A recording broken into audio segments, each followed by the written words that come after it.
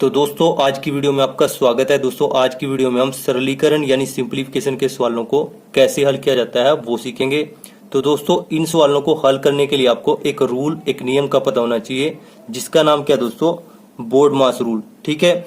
और ये बोर्डमास रूल क्या कहता है दोस्तों, कि आपको जब भी आप सिंप्लीफिकेशन के सवालों को हल करेंगे तो इस प्रेफरेंस को फॉलो करना है। ठीक है। ये प्रेफरेंस क्या कहती है दोस्तों, कि सबसे पहले नंबर आएगा बी का मतलब क्या होता है, ब्रैकेट। ठीक है। और ब्रैकेट में सबसे पहले कौन सी ब्रैकेट हल होगी, स्मॉल ब्रैकेट, फिर कर्ली ब्रैकेट और फिर स्क्वायर ब्रैकेट। ठीक है।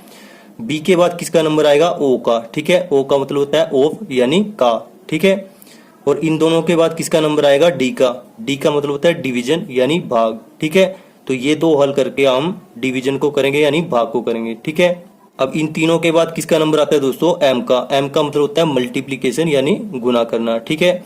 तो इन तीनों को हल करने के बाद हम गुना करेंगे। ठीक है। और इन चारों के बाद किसका नंबर आएगा, ए का। ए का मतलब होता है एडिशन यानी जोड़ करना। ठीक है।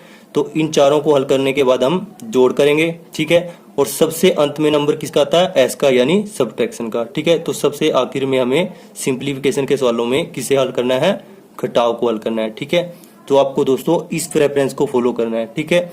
इस बोर्डमास रूल का उपयोग करके हम सिंप्लीफिकेशन के सवालों को बड़ी आसानी से हल कर पाएंगे। तो चलिए पहले सवाल को हल करते हैं। पहले सवाल में हमारे पास क्या है, 5 + 6/2 - 4। दोस्तों हमें इसको हल करना है। ठीक है। हमारे पास यहाँ प्लस का चिन्ह है, डिवीजन का चिन्ह है और माइनस का चिन्ह है। ठीक है। इसमें सबसे पहले किसको हल करना होगा दोस्तों, डिवीजन को हल करना होगा यानी भाग को हल करना होगा। ठीक है। क्योंकि इसकी प्रेफरेंस इन सबसे ज्यादा है। ठीक है। तो सबसे पहले हम भाग को हल करेंगे, बाकी को एच डी लिखेंगे। 5 जमा अब 6/2 आ जाएगा ये। ठीक है। -4। अब 6 को 2 से भाग करेंगे तो हमारे पास कितना आ जाएगा, 3 आ जाएगा। इसको आप डायरेक्ट भी लिख सकते थे। ठीक है। तो 5 प्लस कितना आ गया, 3 -4। ठीक है। अब यहाँ पर प्लस का चिन्ह रह गया है और माइनस का, और माइनस और प्लस में पहले किसका नंबर आएगा, प्लस का यानी जोड़ का नंबर आएगा। ठीक है। तो जोड़ कर देते हैं। 5 में 3 को जोड़ेंगे कितना आ जाएगा, 8 और -4। ठीक है। अब हमारे पास एक ही चिन्ह बचा है तो इसको हल कर लेते हैं।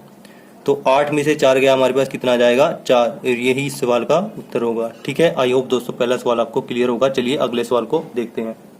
दूसरा सवाल भी बहुत ही आसान है दोस्तों। यहाँ पर हमें क्या करना है, 24 जमा 16 भाग ब्रैकेट में 9 - 5। ठीक है। तो सबसे पहले किसका नंबर आएगा, ब्रैकेट का नंबर आएगा बोर्डमास रूल के अनुसार। ठीक है। तो ब्रैकेट को हल कर लेते हैं सबसे पहले, बाकी को एच डी लिखेंगे।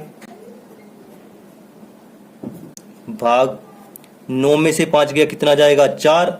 और जब भी ब्रैकेट के अंदर की संख्याएं हल हो जाती हैं तो ब्रैकेट हट जाती है। तो हमने यहां से ब्रैकेट को हटा दिया है। ठीक है। अब दोस्तों हमें क्या करना है, यहाँ पर प्लस का चिन्ह है और भाग का चिन्ह है। ठीक है। तो पहले किसका नंबर आएगा, भाग का नंबर आएगा, प्लस का नंबर बाद में आएगा। ठीक है। यानी जोड़ का नंबर बाद में आएगा। तो यहाँ पर भाग कर देते हैं डायरेक्टली। 16 को 4 से भाग करेंगे कितना आ जाएगा, 16/4 ये आ जाएगा 4। ठीक है। तो 24 लिख देते हैं एच डी, और 16 को 4 से भाग दिया तो हमारे पास आ जाएगा 4, प्लस का प्लस आ गया। ठीक है।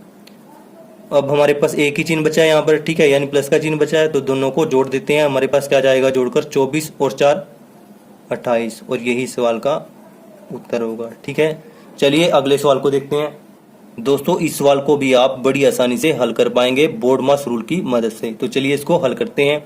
यहाँ पर हमारे पास स्क्वायर ब्रैकेट भी है, कर्ली ब्रैकेट भी है और स्मॉल ब्रैकेट भी है। ठीक है। सबसे पहले किसका नंबर आता है, स्मॉल ब्रैकेट का। तो सबसे पहले हम इसको हल करेंगे। ठीक है।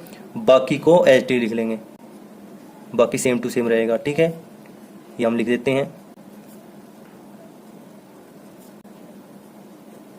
अब दोस्तों यहाँ पर स्मॉल ब्रैकेट के अंदर क्या है, 15 - 7। ठीक है। और 15 में से 7 को घटाएंगे, हमारे पास कितना जाएगा, 8। ठीक है। और जब भी ब्रैकेट के अंदर की संख्याएं हल हो जाएंगी तो ब्रैकेट हट जाएगा। ठीक है। तो यहाँ पर हम 8 लिख देते हैं। अब ये ब्रैकेट तो हट गया, अब कौन सा ब्रैकेट रह गया, कर्ली ब्रैकेट और स्क्वायर ब्रैकेट। ठीक है। चलिए आगे हल करते हैं। अब स्मॉल ब्रैकेट को हल करने के बाद किसका नंबर आएगा, कर्ली ब्रैकेट का। ठीक है। ये देखिए यहाँ पर, बाकी को एच डी लिख लेंगे।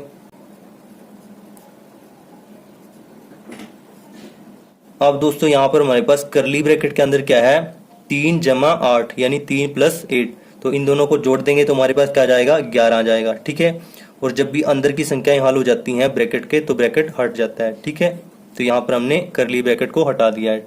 अब हमारे पास कौन सा ब्रैकेट बचा है, केवल स्क्वायर ब्रैकेट बचा है। ठीक है, इसको भी हल कर लेते हैं।